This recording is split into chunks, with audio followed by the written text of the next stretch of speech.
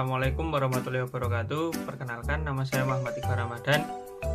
Saya dari Prodi Bimbingan Konseling Fakultas Keguruan dan Ilmu Pendidikan. Jadi di video kali ini saya akan memberikan praktik bimbingan konseling. Jadi sebelum ke praktik bimbingan konselingnya, saya akan terlebih dahulu menjelaskan materinya, yaitu tentang teknik homeroom. Di sini ada yang pernah tahu teknik homeroom itu apa? Kalau misalnya sudah tahu, bisa sedikit-sedikit menambah ilmu teman-teman ya. Kalau yang belum tahu, saya akan menjelaskan pengertiannya terlebih dahulu sebelum pelaksanaannya ataupun praktek bimbingan konseling dengan teknik homeroom. Jadi yang pertama, apa sih itu bimbingan konseling dengan teknik homeroom? Nah, yang pertama pasti sudah ada pengertiannya teman-teman. Pengertian teknik homeroom. Teknik homeroom dalam bimbingan konseling atau BK adalah salah satu teknik layanan bimbingan kelompok yang dilakukan secara klasikal di sekolah. Biasanya sebelum jam pelajaran dimulai, teknik ini digunakan oleh guru BK atau wali kelas untuk memberikan pengarahan, pembinaan karakter, motivasi, serta informasi yang bersifat mendidik kepada seluruh siswa di kelas. Teknik homeroom bukan hanya sekedar pertemuan rutin, tetapi juga media untuk menciptakan suasana kelas yang positif dan mengembangkan aspek sosial, emosional, serta kepribadian siswa. Yang selanjutnya ada tujuan teknik homeroom dalam bimbingan konseling. Di sini ada 5 tujuan. Yang pertama, memberikan layanan bimbingan secara kolektif atau menyampaikan informasi atau bimbingan yang berkaitan dengan permasalahan umum yang dihadapi siswa. Yang kedua, mencegah timbulnya masalah, mengantisipasi masalah perilaku, disiplin, atau belajar sebelum terjadi dengan memberikan pengarahan yang tepat. Yang ketiga, membina karakter dan kepribadian, membantu siswa membentuk sikap positif, menghargai perbedaan, dan meningkatkan tanggung jawab sosial.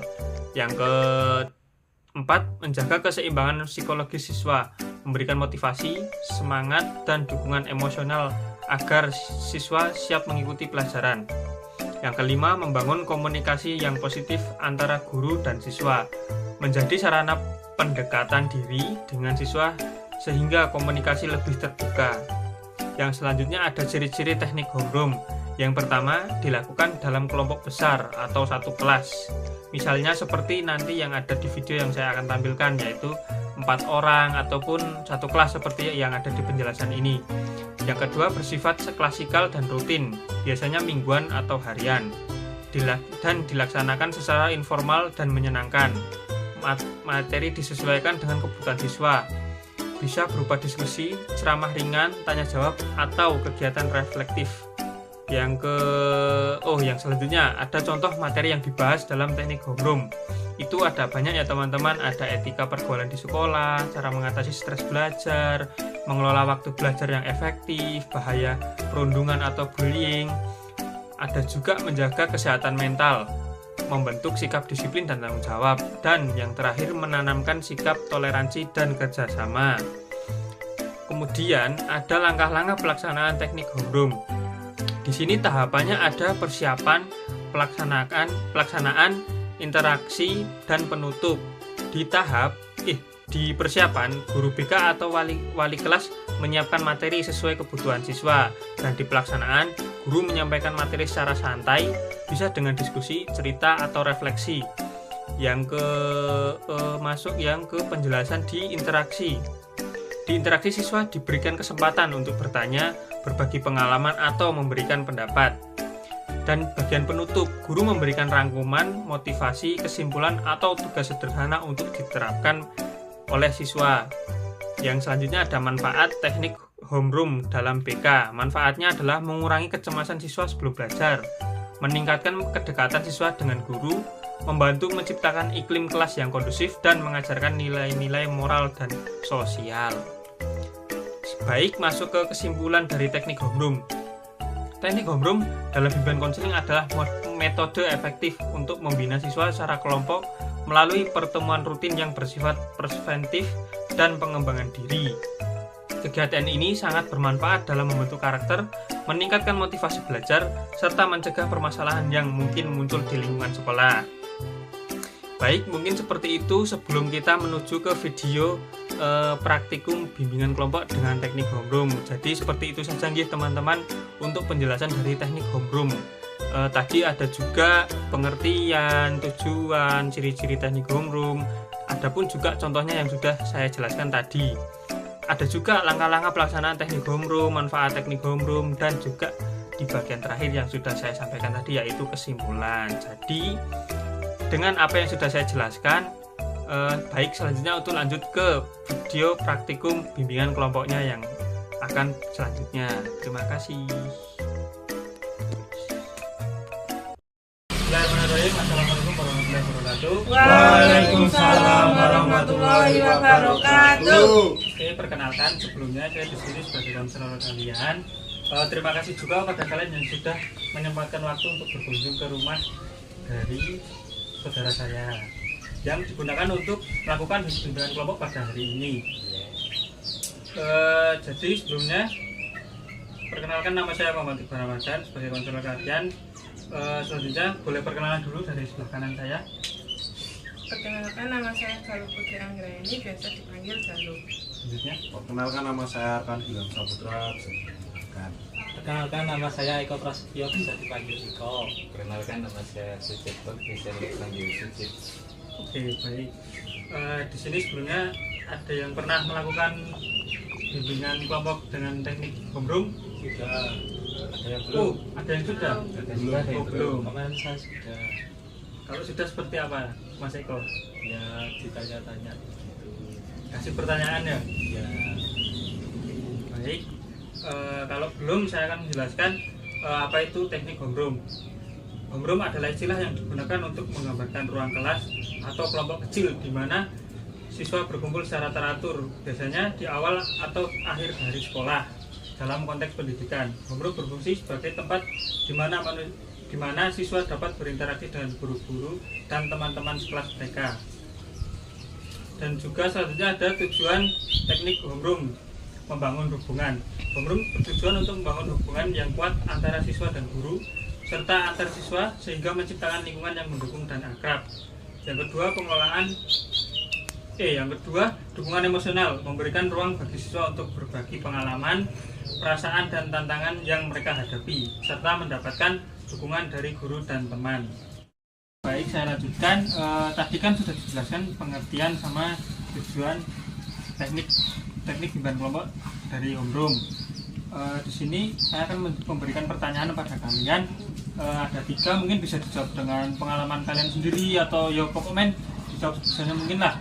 Di sini ada pertanyaan, apa yang menyebabkan utama kesulitan belajar yang kalian alami? Yang pertama mungkin dari Mas Sucipto. Ini dari diri saya sendiri yang buat paling males itu rasa ngantuk. Dan biasanya kalau pulang kuliah itu atau mengantuk berat itu terus tidur, biasanya sering habis kuliah itu tidur. Terus nanti rasa capek. Iya, rasa capek sih masuk belapasan sampai maghrib sampai gitu. Nggak tahu kok bisa lemah bener, nggak tahu. Ada penyakit paling nggak tahu ya.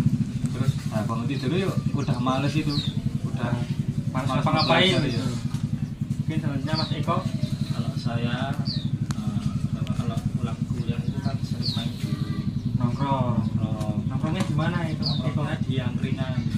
Ringan. Dan di Rindam itu kok? Iya. Terus pulang kan udah biasanya sudah sore itu Capek. biasanya nutup warung itu dulu. Terus kalau malam itu udah kecapean terus tidur, jadi nggak ada memang apa ya, kalau mau belajar jadi males gitu kan. Capek Terus juga capek. kan. Selanjutnya masyarakat. Kalau saya itu biasa karena habis kuliah ya mungkin habis kuliah istirahat dulu, terus ini ngasih makan peliharaan ya banyak, saking banyaknya itu ya agak lama mungkin bersih terus kasih makan. Itu pun kalau sudah selesai habis itu mandi, sholat pun juga malah lebih milih rebahan sambil main HP daripada pegang Layar ya. Selanjutnya Mbak Galuh.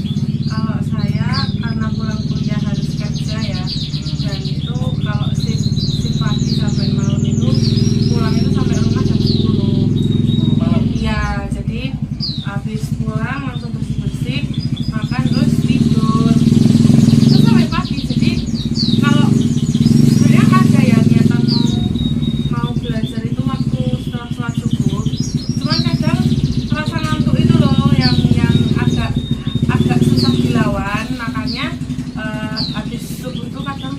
ya nggak kadang sih, banyak seringnya itu tidur. Istirahat. Ya. Jadi yang selanjutnya mungkin kan tadi ada yang mungkin rasa ngantuk, tapi juga mungkin Mas Eko pulang kuliah sering nongkrong, dengan juga menikmati ya, menikmati melepas semua beban-beban seperti tugas ataupun gimana dosen mungkin pernah? Alhamdulillah Belum. Karena kan sampai ya. Oke, di pertanyaan yang kedua, apakah kalian merasa sudah mencoba metode belajar? Jadi apa sih ya? Kalian tuh kayak pengen belajar tuh motivasi apa yang buat kalian belajar? Mungkin Mbak Galuh. Kalau aku sebenarnya nggak ada sih, Pak. Kayak serius nggak ada, karena ujian pun UAS ATS pun aku nggak belajar kok. Baca buku pun enggak, tapi baca ini sih materi yang dari dosen kan. Nggak belajar, cuman karena mungkin agak ingat, jadi ya udah ngulang aja, penegasan ulang aja gitu. Kan? Kalau saya sendiri itu sebenarnya kalau pengen belajar ya harus isi perut. Bro, misi bertenaga belajarnya. Ya walaupun kadang-kadang habis makan itu pengennya tidur. Ngantuk. Ngantuk. Jadi Mas Eko, kalau saya masih belajar karena bosan kuliah jadi pengen tetap cepat lulus. Dibanding belajar kan. Nah, selanjutnya Mas Sucipto. Motivasi saya kalau makan tujuan saja, kalau kerja itu motivasi belajarnya langsung meningkat. Pengen belajar itu biar pas garap hujan itu biar gak ngah gitu. Terima kasih, kan tadi kalian sudah menjawab pertanyaan dari yang saya berikan. Ya. Saya simpulkan bahwa dengan memahami dan mengatasi kesulitan belajar yang sudah kalian ungkapkan, siswa dapat mencapai potensi secara maksimal. Pendekatan yang holistik dan dukungan yang konsisten dari guru, teman, dan lingkungan belajar sangat penting untuk menciptakan pengalaman belajar yang positif dan produktif. Seperti tadi kan Mas Eko kayak motivasi belajarnya tuh tadi apa Mas Eko? Pengen cepat lulus dan membanggakan orang tua ya, terutama ya semua pengen membanggakan orang tua. Terus tadi kayak Mas Arkan mungkin isi tenaga dulu makan dulu ya, walaupun setelah makan ngantuk awalnya pengen tayeh-tayeh. Sebelumnya terima kasih juga karena sudah datang kemari menyempatkan waktunya untuk melakukan teknik bimbingan kelompok dengan teknik Zoom. Terima kasih. Kurang lebihnya mohon maaf. Bila taufiq wal hidayah. Wassalamualaikum warahmatullahi wabarakatuh. Waalaikumsalam warahmatullahi wabarakatuh.